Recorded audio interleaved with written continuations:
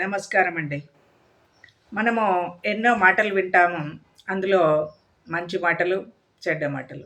అయితే మంచి మాటలకు ఎప్పటినుంచో మంచి ప్రాచుర్యం ఉంది. అందులో కొన్ని నేనిప్పుడు చెప్పదలుచుకున్నాను.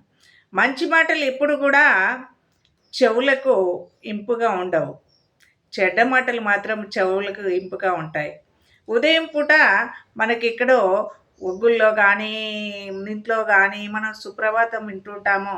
దాని మీద అంత ఆసక్తి కనబరచం. మన పనులు మనము చేసుకుంటున్నాం. కానీ పక్క వాళ్ళ ఇంట్లో గొడవ జరిగిందో, లేకపోతే తిట్టుకుంటున్నారో అంటే ఎంత ఈజీగా ఎళ్ళిపోయి చెవు అక్కడ పెట్టి వింటా ఉంటాం. చూడండి చెడ్డ మాటల యొక్క ప్రాధాన్యం ఎంత ఉంది. అంటే మంచి మాటలకు మనసు ఒప్పదు. మంచి మాటలు మనసుకు ఎక్కవు. కానీ చెడ్డ మాటలు చెవికి ఇంపుగా ఉంటాయి. ఇంకా అంతే కాదండోయ్! ఇప్పుడు పాలు, నీళ్ళు కలుస్తాయి. పాలు, నీళ్ళు కలిసినప్పుడు పాలు పలచనైపోతాయి. పాల విలువ ఎక్కువ, నీళ్ళ విలువ తక్కువ. అంటే పాలు నీళ్ళను పలచన చేస్తాయా? లేకపోతే నీళ్ళు పాలను పలచన చేస్తాయా? పాలను నీళ్ళు పలచన చేస్తాయి. అంటే చెడ్డవాడొచ్చి మంచివాడితో కలిసినప్పుడు మన విలువ గూడా పలచనైపోతుంది. మనం చేసే పనులకు భంగం వాటిల్తుంది. ఇంకొక విషయం ఏందంటే వంత పాడేవాడిని వంత పాడేవాడిని మన దగ్గరికి చేరనీయద్దు. వంత పాడేవాడిని మనము దగ్గరికి చేరనిచ్చామనుకోండి, ఏం జరుగుతుంది వంత పాడేవాడిని? వాడు మనం ఏం చెప్పినా మనకు వంత పాడతాడు. వంత పాడడం వల్ల లాభం ఏముంది? మనం అన్నది మనకే జరుగుతుంది. అదేవిధంగా వదురుబోతును కూడా దగ్గరికి రానివ్వకూడదు. వదురుబోతు వల్ల లాభం ఉందా? లేదు, నష్టం. వదురుబోతు వెంట ఉంటే మనకు లభించేదేంటి? వాదులాట. ఎక్కడికి పోయినా కొట్లాటే. అందుకే వంత పాడేవాడిని వదురుబోతునో మన వెంట ఎప్పుడు కూడా మనము ఉంచుకోకూడదు. ఉంచుకుంటే మనకేమైనా లాభం ఉందా అండి? ఎటువంటి లాభము లేదు. ఇంకొకటి ఏందంటే సుతులు ఉన్నారని మురవకూడదు. వాళ్ళు మతిలేని వారైనా. సుతులు ఉన్న ఫలమేమి మతిలేని వారైనా. కొడుకులున్నారని మురవడానికి లేదు. వానికి మతి లేకపోతే. మతి లేని కొడుకు వల్ల లాభం ఏముందండి? కొడుకులు ఉన్నా ఒకటే, లేకున్నా ఒకటే. అదేవిధంగా పరువు తీసే కొడుకు కొరివితో సమానం అన్నారు.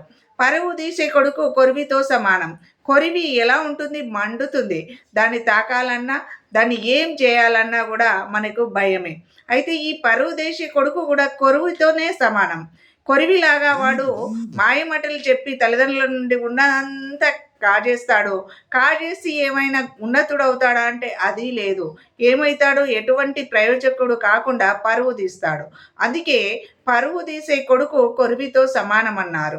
అదేవిధంగా సుతులు ఉన్న ఫలం లేదు మతిలేని వారైతే అని చెప్పారు. కాబట్టి మరి పుత్రుడు ఎటువంటి వాడు కావాలి? ఆ పుత్రుని కనుక్కొని పొగడగా జనులు నాడు పుత్రోత్సము పొందురా సుమతి అని ఒక పద్యం చెప్పారు. పుత్రుణ్ణి పొగుడుతూ ఉంటే తల్లిదండ్రులు ఆనందపడతారు.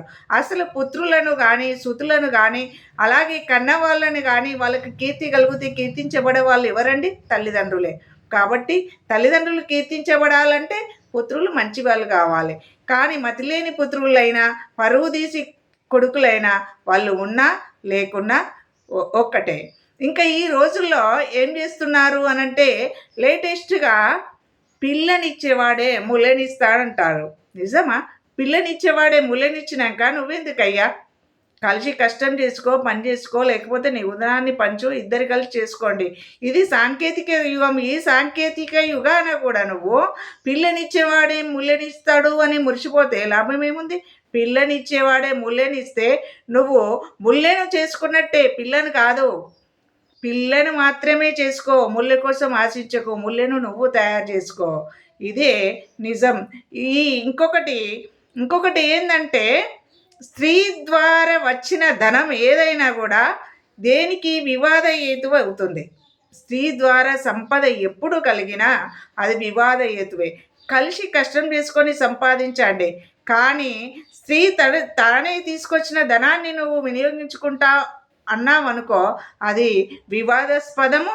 అంతేకాదు నీ కుటుంబానికి నీకు తీరని నష్టము, మనస్పర్ధలకు దారి, నీ భవిష్యత్తుకు గొడ్డలి పెట్టు. ఇది ఎప్పుడు కూడా గుర్తుపెట్టుకోవాలి. మన సామెతలు కానీ మన మంచి మాటలు కానీ మనలో మంచిని మాత్రమే పెంపొందిస్తాయి. వాటిని మనము చెవున పెట్టుకోవడం చాలా మంచిది.